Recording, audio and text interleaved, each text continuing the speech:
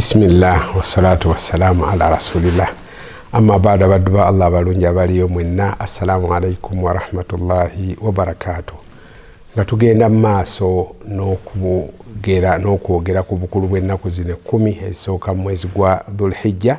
Olwaleero tubajjukiza ne hadithi ya Abdullah ibn Umar radiyallahu anhuma ngajja ku mukama waffe Nabi Muhammad sallallahu alaihi wasallam nga mweno hadithi waddenga nabbi tuyatulaze dde obulungi bw'ennaku zino naye ate no hadithi etulaga ate egimu ku mirimu egy'enkizo mu ginnaajo mu nnaku zino.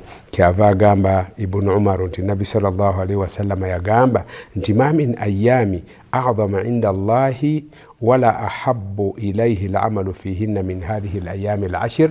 Titeri nnaku Allah jasinga kwagala mirimu negizitowa nga gyokoze mu nnaku zino 10 esooka mu mwezi gwa Dhulhijja, n'agamba fa akthiru fihinna min at-tahlili wat-takbiri wat-tahmid. Muyitirize nnyo mu nnaku zino okutendereza Allah subhanahu wa ta'ala n'okumusuuta mu ngeri ey'enjawulo. Anas bin Malik radiyallahu anhu kyava atunyumiza nga ajja ku Nabbi sallallahu alaihi wasallam agamba kana yuqalu fi ayami al-ashri, yagamba nti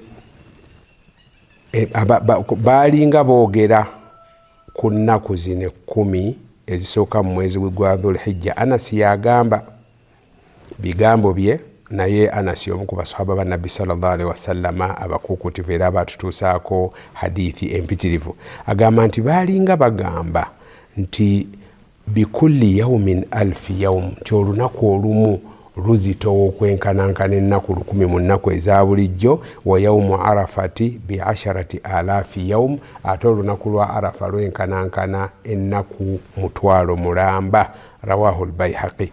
Awza'i yena agamba nti balagani anna al-amala fi al-yawm min ayami al-ashri ka qadri ghazwatin fi sabilillah, nti nze ate amawulire ge nafuna olwawza'i yagamba gagamba nti olunaku lumu mu nnaku zino 10 esooka mu mwezi gwa Dhulhijja bubeera nga olukoleddemu ebirungi kyenkanankana omuntu akoze alwanye mu kkubo lya Allah subhanahu wa ta'ala ng'asiiba emisana ate n'ekiro n'akuuma, illa an yukhtassa imru'un bi shahada, okujjako afiiridde mu lutalo naye atali kyo omuntu akoze omulimu omulungi mu nnaku zino naye bw'atyo bwe yenkana. Kale tugamba omuntu omugezi yenna yakozesa obudde obulungi, ennaku zino tuzikozese bulungi, asobodde okusiiba ennaku 10 omwendo ogusooka ku lunaku lwa Eid terukkirizibwa kusiiba okuva ku lusooka paka ku lwa Arafa,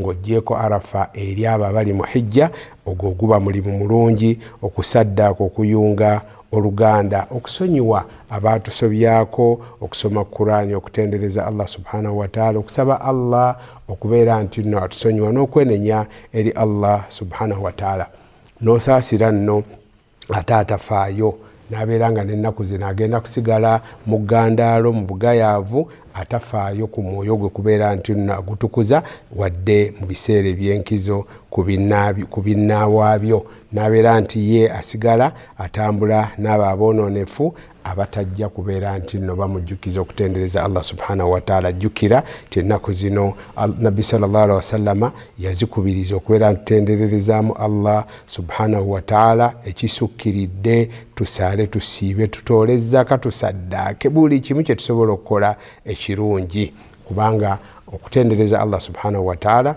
kyongera okutuyunga ne Allah subhanahu wa ta'ala. Ate mulimu mwangu, tegwetaaga ssente, tegwetaaga mubiri nti nate nakooye oba nabadde mwavu sirina ssente, wabula okola kubeera nti olulimi lwo olubeera nti olubeerera oluyisaako okutendereza Allah subhanahu wa ta'ala. Kale ngamba twekebere emirimu ng'egy'emitono gitulema tutya, gitirema gitya.